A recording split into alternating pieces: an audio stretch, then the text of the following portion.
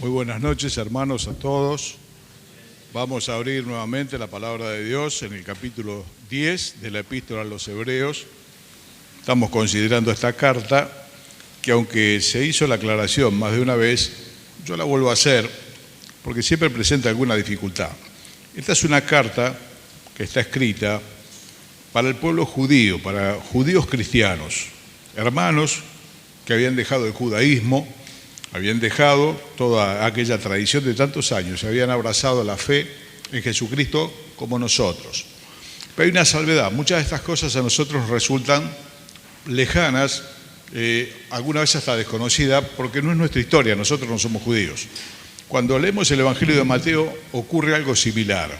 Muchas de las cosas del Evangelio de Mateo nos confunden un poco a nosotros como cristianos no judíos, cristianos gentiles, porque el Evangelio de Mateo es un evangelio escrito, si bien lo podemos todos leer y aprovechar, para el pueblo judío, fundamentalmente para el pueblo judío.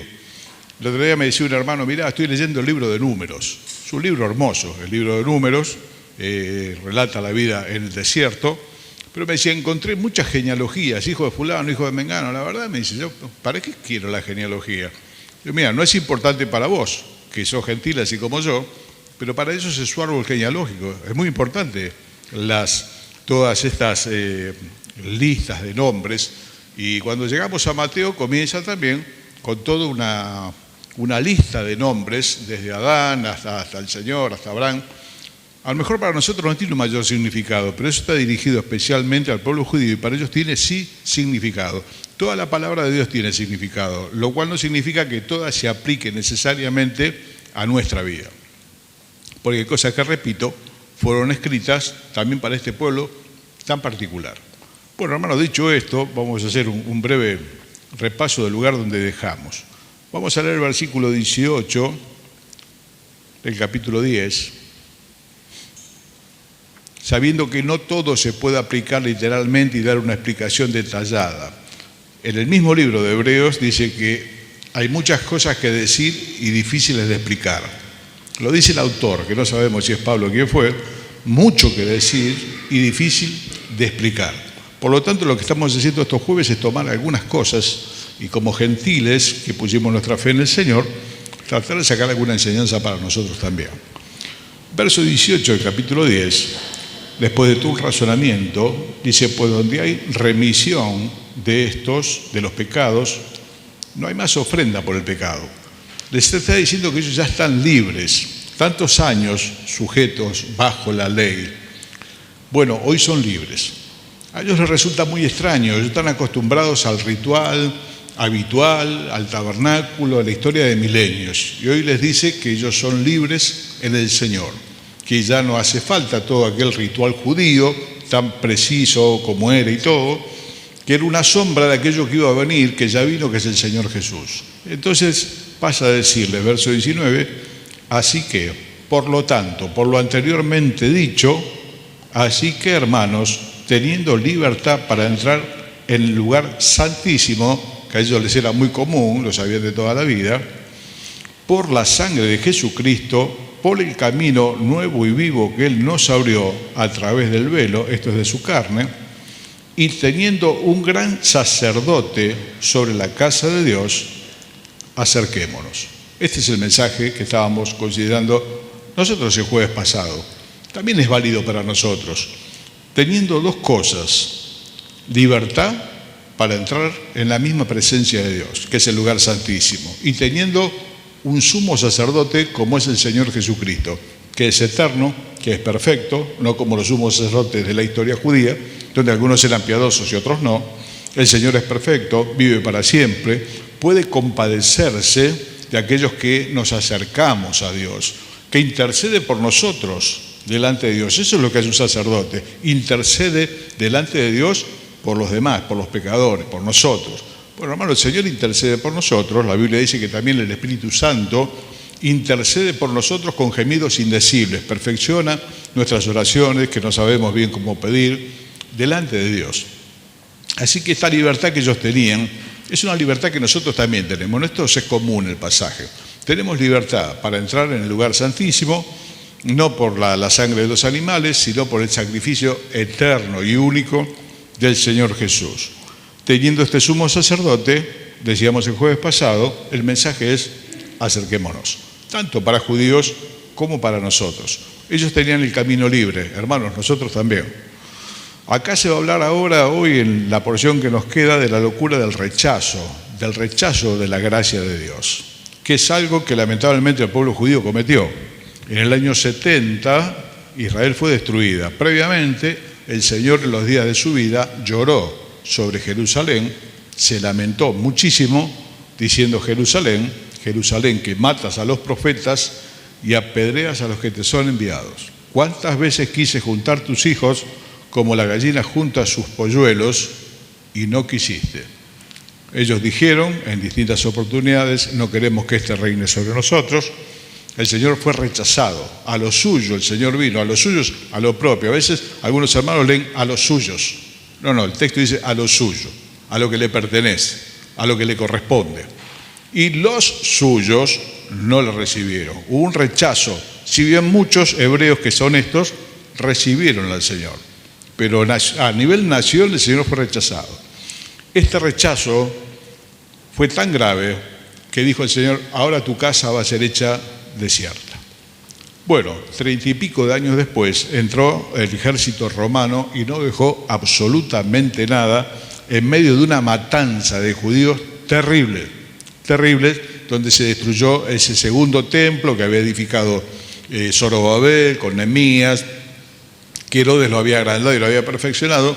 No quedó absolutamente nada. Hoy la explanada del templo la podemos ver por internet, cualquiera de nosotros ponemos explanada del templo, se va a ver toda una superficie lisa y sí, en un lugar, una mezquita árabe muy grande, la cúpula de la roca, una cúpula dorada, pero del templo no quedó absolutamente nada. En el año 70 la matanza fue terrible y la dispersión de los judíos en medio de todas las naciones, hasta llegar también hasta nosotros.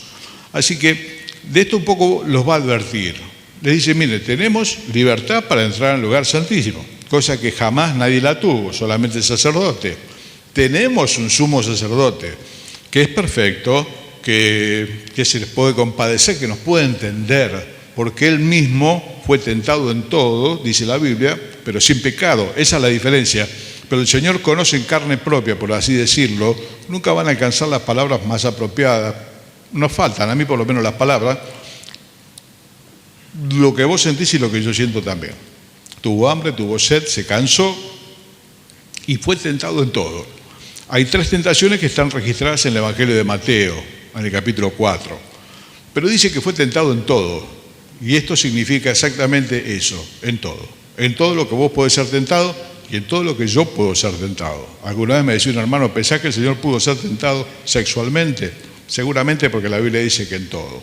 Su cuerpo habrá sufrido la tentación no es pecado, es un llamado a hacer lo malo, lo cual el Señor obviamente lo rechazó en el desierto y en muchos aspectos de su vida que no conocemos. El texto dice en todo.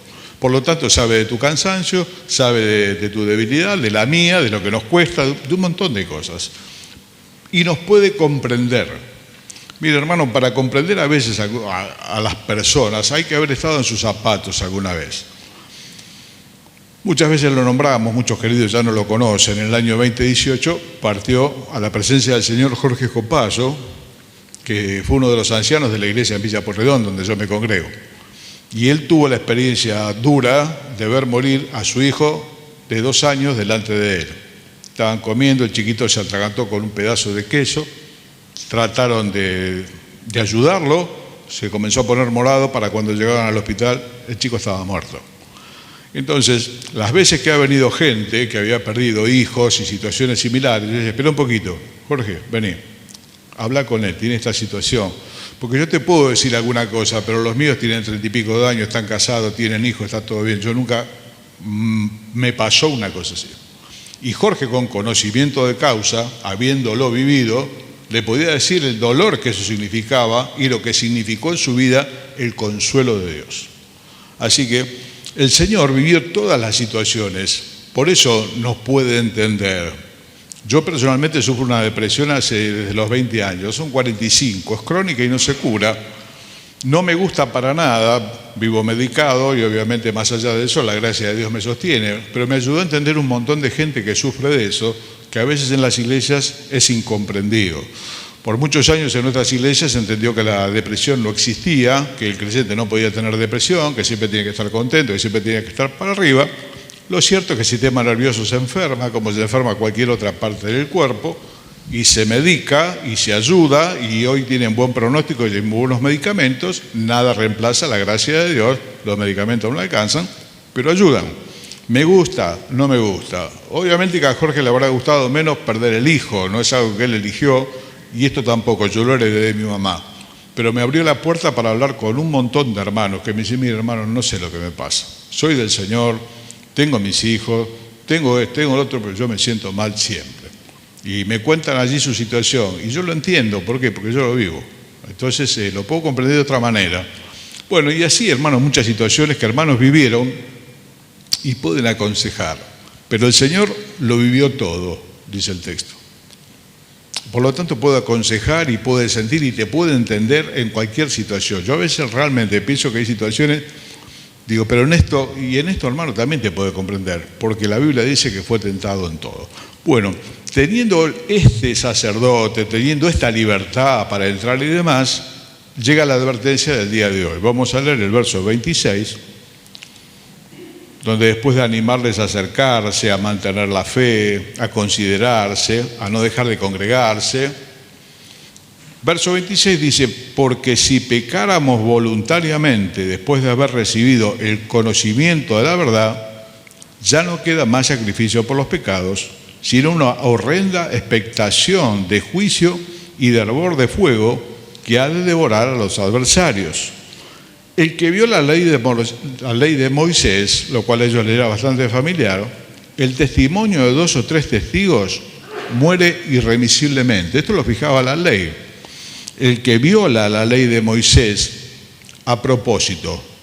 Hay un pecado en la Biblia, en el Antiguo Testamento, que es el único que no tiene redención. El pecado de ignorancia se ofrece un animal, como establece la ley. El pecado por yerro, el pecado que se cometió por debilidad. Pero el pecado con soberbia, directamente, abiertamente contra la voluntad de Dios, no tiene redención. La palabra de Dios dice: el que peca contra Dios con soberbia, afrenta al Señor. Es una afrenta hacerlo con soberbia, hacerlo abiertamente, no me importa, hacerlo con desafío. Bueno, eso en la ley era muy grave y por el concurso de 2 testigos, esa persona se la mataba. Entonces, da esta comparación, repito, a ellos les es familiar, a nosotros no, nunca vivimos una situación de esta, y va la comparación en el verso 29. ¿Cuánto mayor castigo pensáis que merecerá el que pisoteare al Hijo de Dios y tuviere por inmunda la sangre del pacto en la cual fue santificado e hiciere afrenta al Espíritu de gracia? Pues conocemos a aquel que dijo: mía es la venganza, yo daré el pago, dice el Señor. Y otra vez el Señor juzgará a su pueblo. Horrenda cosa es que, hermanos del Dios vivo. ¿Aplica directamente a nosotros que somos cristianos convertidos? Suponemos que sí. No todas las personas que habitan una iglesia son convertidos. Pero hermano, cuando alguien realmente no está convertido, difícilmente dure mucho tiempo en el camino. A la larga, esa persona se desvía. Permanecemos porque somos salvos, ¿se acuerdan? No somos salvos porque perseveramos. Perseveramos porque por la gracia de Dios le hemos conocido, el Espíritu de Dios está en nosotros y nos lleva a perseverar en el camino. Pero acá, entre este pueblo judío, las cosas no estaban tan claras y corrían el riesgo de volverse a un sistema de donde habían salido, sistema judaico de la ley y demás, que fue quien crucificó al Señor Jesucristo. Por lo tanto, rechazar la gracia de Dios que les es ofrecida con un camino abierto, con libertad para el lugar santísimo, con un sumo sacerdote como ellos no conocieron nunca, si rechazan esto abiertamente, ya no queda más nada que hacer por esa persona. No queda absolutamente más nada que hacer, sino una expectación horrible de lo que va a venir sobre su vida. Rechazar la gracia de Dios es el peor desatino que un ser humano pueda cometer. Mejor le fuera no haber nacido, o que nunca se le hubiese expuesto la gracia de Dios. Pero la gracia de Dios hay que exponerla a todas las personas. Personalmente, procuro no insistir demasiado con las personas que, como diríamos, no quieren saber nada.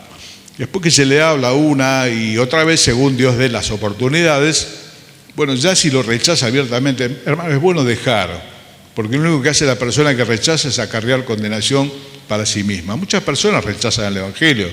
A veces hemos ofrecido un folleto y lo arruga así con la mano y lo tira. Gente dice, mire, yo no quiero saber absolutamente nada, y blasfema, muchas cosas más. Bueno, el Señor le decía a los suyos en su momento, cuando entran en una ciudad, prediquen el Evangelio, si no lo reciben, salen y se sacuden el polvo de la sandalia y se van, ya está. Cuando una persona rechaza es algo muy serio. Rechazar una salvación que costó la sangre del Hijo de Dios, ¿cuánto mayor castigo si aquellos que transgredían la ley por boca de 2 testigos morían? Fíjense los términos, ¿no? ¿Cuán mayor castigo piensan que merecerá el que pisotear al Hijo de Dios? Tuviere por inmunda la sangre del pacto en el cual fue santificado e hiciere afrenta al Espíritu de gracia. Es rechazar, tirar por la cara de Dios aquello que Él está ofreciendo. Y cuando esto es así, ya no queda más nada que hacer por esa persona, lamentablemente. Nos queda orar, yo sigo orando por familiares, por amigos que han tenido este desatino de decir, mira, yo no quiero saber nada, por favor, no quiero saber nada. Lo dicen desde la ignorancia, tal vez alguna vez necesite y lo podamos encontrar. Pero no me gusta insistir, porque lo que le estamos acarreando es condenación. El Evangelio es una bendición cuando se recibe, y es lo peor que le puede pasar a un ser humano si lo rechaza. Entonces, sepamos esto.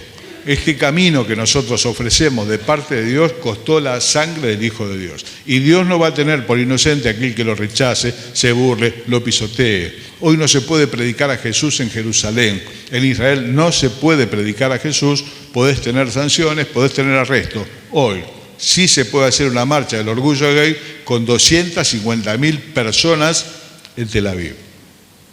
Así están las cosas. Este pueblo loco, como le diría alguna vez Moisés, pueblo loco e ignorante, las dos cosas, le dijo, sigue rechazando sistemáticamente al Señor. Humanamente hablando, cualquiera diría, es el judío más famoso del mundo.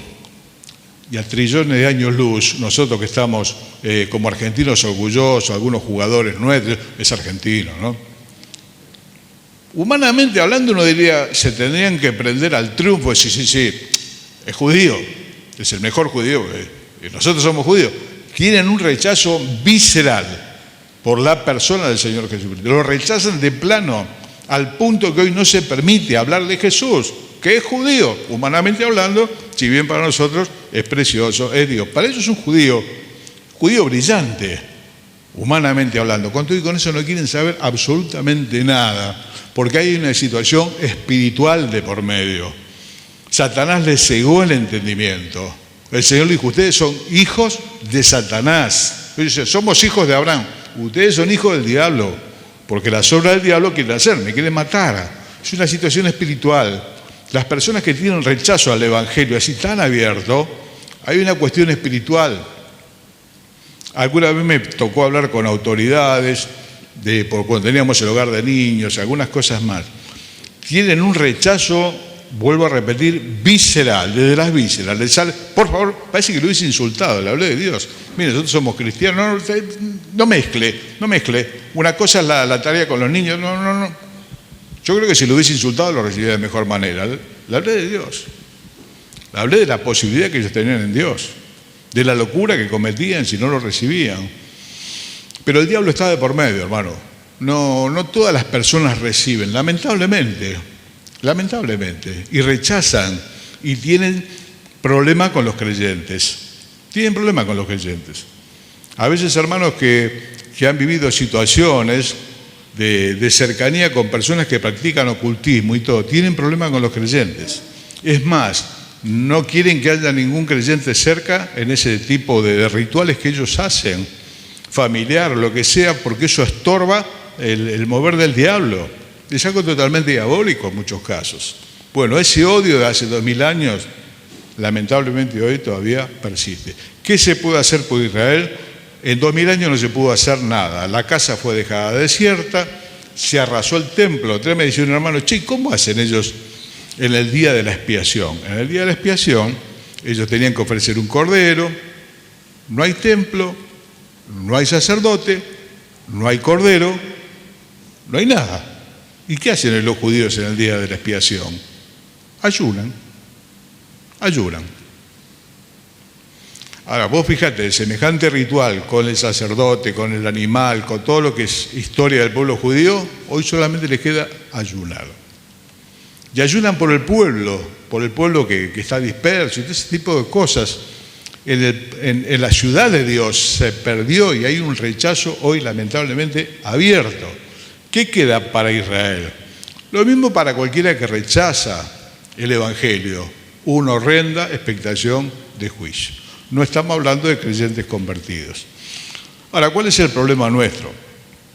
Que como creyentes del Señor, por la gracia de Dios convertidos, no es que rechazamos, pero muchas veces descuidamos esta puerta abierta para vos y para mí. Una puerta abierta de par en par, sin reproches, donde está el Señor que te puede entender. Sin embargo, nosotros muchas veces descuidamos esa puerta, empezamos a buscar soluciones por nuestra cuenta. De alguna manera es dejar de lado, es decirle a Dios, no te preciso, seguí con lo tuyo, yo me arreglo. Nadie lo dice, pero en el proceder que tenemos muchas veces, hemos dejado esta puerta de lado. Y Dios pasa a ser el último recurso al punto que se llega a decir, bueno, está en las manos de Dios. Hermano, en las manos de Dios estamos todo el tiempo. Cuando dormimos, cuando estamos de fiesta, también estamos en las manos de Dios. Siempre y cuando Él quiere, la historia se termina. Esto no es que nosotros rechazamos, no es aplicable para nosotros. Ningún verdadero cristiano va a rechazar al Señor con blasfemia, con negación, pero muchas veces descuidamos. Descuidamos esta oportunidad única, hermano, que vos y yo tenemos, de poder llegar a la misma presencia de Dios siendo lo que somos, y Dios nos oye. El otro día les contaba de esta maravilla que hay últimamente, la inteligencia artificial. No deja de sorprenderme. Hoy le hice un par de preguntas más y me contesta, parece que nos conocemos toda la vida. Cualquier cosita, estoy acá, consultame. Es un flaco macanudo, ¿no? Y aparte sabe un montón, sabe de todo. Lo que vos le preguntás, sabe. Haberlo dicho 50 años atrás, esto no puede ser. Cuando vos estás orando y pensás que estás hablando al aire y que estás hablando con el techo, no. Te oye. Es más, el otro día lo tenía encendido y estaba por preguntar y mi señora estaba hablando, no sé qué me estaba diciendo, ¿no? Más de una vez, y le empezó a contestar a ella de lo que estaba diciendo. Así que encima escucha y escucha todo.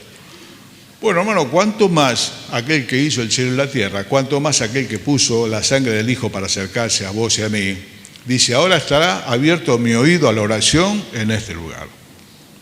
Sin embargo, tenemos que confesar que son muchas veces que dejamos la puerta abierta, que vamos por nuestra cuenta, que no rechazamos, pero de alguna manera lo tenemos en poco, no le damos el valor que esto tiene. Y vamos a veces ya cuando, bueno, está en manos de Dios. No, hermano, a esta puerta hay que asistir todos los días para dar gracias, para estar cerca suyo, para escucharle fundamentalmente a través de la Biblia cuando nos guía. No descuidar esto. Volviendo al tema de ellos que tenía que ver con el posible rechazo de alguno, ¿no? Lo se está advirtiendo, mira que a nadie se le ocurra volver al sistema que crucificó al Señor y rechazar junto con los demás con ese odio que le viene desde lo más profundo de su ser, porque si hacen esto, ya no se puede hacer más nada por ustedes.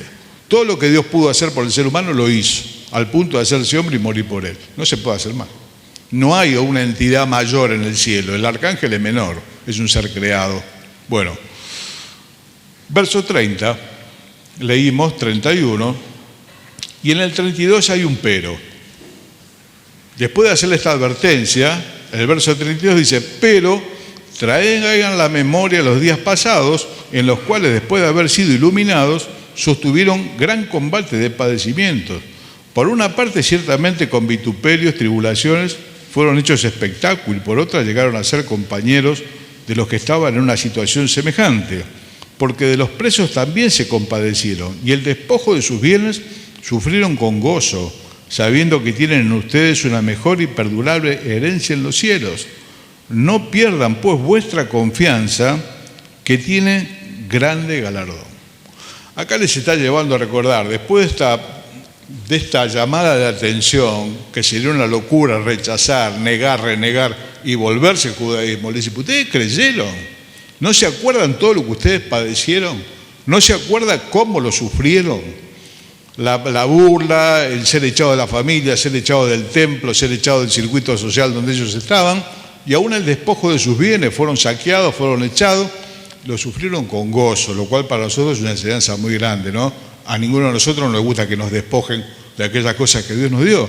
Ellos el despojo de sus bienes lo sufrieron con gozo por el Señor. Y hoy algunos estaban medio ahí, como que nos volvemos. No podés volver a ese lugar. Se lo dijo Pedro, ustedes mataron al autor de la vida, no se puede volver con esa gente, a ese sistema perverso. Tienen una puerta abierta, padecieron por el Señor, por lo tanto los anima a seguir adelante. Que no sea en vano todo lo que sufrieron, que lo sufrieron.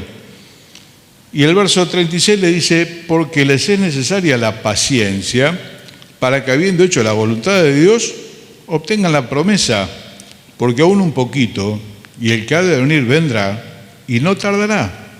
Mas el justo vivirá por fe, y si retrocediere, dice Dios, no agradará a mi alma.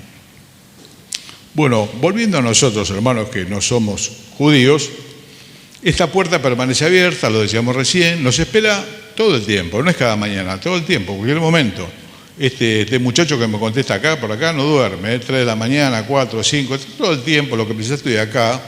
Cuanto más el Padre de las Luces tiene el oído abierto y escucha, tal vez lo podamos descuidar. ¿Cuál es el problema del sufrimiento? Ellos estaban sufriendo mucho, burla, escarnio, tantas cosas más. Ser despojado. La iglesia en Jerusalén era muy pobre, por eso la iglesia de los gentiles de acá ya preparó una ofrenda que Pablo dijo, si es necesario la voy a llevar yo, pero un dinero muy importante, pero habían quedado empobrecidos. Dice la palabra de Dios en el libro de Proverbios, la opresión hace entontecer al sabio. También nosotros, ahora volviendo a nuestro plano gentil, cuando atravesamos muchos problemas, corremos el riesgo de bajar los brazos. Y decir, bueno, ¿no? Yo no lo rechazo, obviamente, no voy a negar que el Señor es el Señor, no voy a negar lo que aprendí, pero me vuelvo a pescar, como dijo Pedro, ¿no? El Señor no resucitó en ese momento para él, se volvió a su vida. Muchos hermanos que no rechazaron la gracia y nada por el estilo, habiendo pasado muchas dificultades, que no se entiende, yo realmente no lo entiendo. A veces veo el padecimiento de algunos hermanos y digo, Señor, yo con la cuarta parte hago un pozo, me sepulto solo. No sé por qué Dios permite que determinados hermanos y hermanas, ¿no?, lleven las cargas que llevan. A través de todo esto Dios sabrá por qué lo hace, pero muchas veces muchos han bajado los brazos. Y sin negar la deidad de Cristo, sin negar la teología, bajaron los brazos y se fueron a su casa. Decía el desilusionado de Asaf en el Salmo 73, en vano lavé en mis manos en inocencia. Me cansé, la gente mala le va bien, yo tengo todos estos problemas, no sé los problemas que tenés vos, pero el diablo a través de todo eso también lo que busca es quebrantarte a vos y a mí, bajar los brazos, chao. Grande siervo de Dios como Jeremías, alguna vez dijo Jeremías, no voy a profetizar más en tu nombre. Se terminó. Perecieron mis fuerzas y mi esperanza en Jehová. Jeremías lo dice, ¿no? Por eso, hermano, cuando te sientas tan oprimido y tantas cosas, primero Dios sabe la carga que puso en tu espalda y en la mía. Sabe por qué lo puso. La invitación de Él es a que nos acerquemos. La invitación del diablo es a que bajés los brazos, dejes de hablar de Jesús, porque no quiere que se hable de Jesús no solamente en Jerusalén. El diablo no quiere que se hable de Jesús en ninguna parte. Y a través de la tribulación y los problemas, muchas veces consigue que nuestra boca se cierre. Y vamos caminando con la gran multitud que dice, bueno, viste, la que te toca hay que llevarla. No, hermano, no es la que te toca, hay que llevarla. Siempre lo repetimos y creemos que sí, porque lo dice la Biblia, que Dios está en control, hermano, de las cosas que pasan en nuestras vidas. Si no, desesperaríamos. Hubiese yo desmayado, decía el rey David, si no creyere que veré la bondad de Dios en la tierra de los vivientes. La esperanza va a llegar y se va a cumplir. El Señor, de hecho, el Señor va a venir. No sabemos cuándo, lo cierto es que va a venir, la promesa se va a cumplir. Y en el verso 39 cierra diciendo, pero, de vuelta, ¿no? Pero del 32, pero del 39. Pero nosotros no somos de los que retroceden para perdición, sino de los que tienen fe para preservación del alma. No somos estos apóstoles. Esta es una luz que se enciende para este pueblo que vivió tantas cosas, que es muy particular. Por eso el Evangelio de Mateo, te repito, es un evangelio judeo-cristiano. Y entonces nos sirve, el sermón de la montaña, toda la enseñanza es riquísima, pero no está dirigido a nosotros directamente, está dirigido al pueblo judío. Y el Evangelio de Lucas, y sí, tiene una mayor enfoque hacia los gentiles. Y Hebreos, esencialmente para el pueblo judío. ¿Qué sacamos nosotros acá? Alguna enseñanza. Ninguno de nosotros va a rechazar con blasfemia lo que alguna vez aprendió con el corazón. Sí podemos descuidar esta puerta abierta, única. A veces dice gente, yo tengo un contacto, déjalo, yo tengo un contacto, como diciendo, esta no falla. Y es una persona, y la Biblia dice, maldito el hombre que confía en el hombre, y bendito el hombre que confía en Jehová. Sin embargo, somos dados a confiar en las personas, algunos son dignos de confianza, pero hermano, Dios nos ha sido refugio de generación en generación. Muchos podemos contar la historia. Y hay hermanos que pueden contar de ellos, de la fe de sus padres y de la fe de sus abuelos, de cómo Dios fue refugio de generación en generación. Y con eso animarnos a entrar por esta puerta. Nosotros no vamos a rechazar, podemos descuidar. A ellos la mucha tribulación los estaba llevando a volverse un sistema que rechaza abiertamente al Señor. No es que está pinchado, no es que no tiene ganas de congregarse, no es que cometió un error, no quiere saber absolutamente nada. Allí decían los demonios, ¿qué tienes con nosotros, hijo de Dios? Has venido antes de tiempo para atormentarnos. Los demonios no soportan la presencia de Dios. Normalmente las veredas que camina el Señor no las camina el diablo.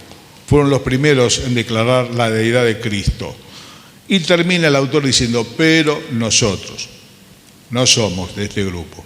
Quédate tranquilo, no es esto aplicable. Ningún verdadero cristiano lo va a realizar. Sí te podés desanimar. Sí estás pensando a lo mejor en bajar los brazos, porque si me parece que perdió el control de lo que me está pasando a mí, esta prueba no me está mejorando, me está matando. Bueno, hermano, yo te animo hoy desde mi pobreza, similar a la tuya, y desde la gracia de Dios, a permanecer firme, a levantar los brazos, las rodillas paralizadas y seguir adelante. ¿Por qué? Porque fiel es el que prometió. En un momento la puerta se va a abrir, tanto sea de tu problema como del cielo para mí. Alguna puerta se va a abrir, o la de tu problema y la del mío, y alguna vez se va a abrir la puerta del cielo para vos y para mí. Eso a mí me alienta muchísimo, hermano. Cuando paso muchos problemas, me consuela saber que no es para siempre. Y que ya pasaron unos cuantos años de la vida, que el encarretel ya me queda menos. Y no es un motivo de tristeza, para mí es un motivo de esperanza. Dice Pablo, ahora está más cerca nuestra salvación que cuando hemos creído. Por lo tanto nos alentamos, ¿en qué? En la esperanza. Gozosos, dice Pablo, en la esperanza. Sufridos en la tribulación.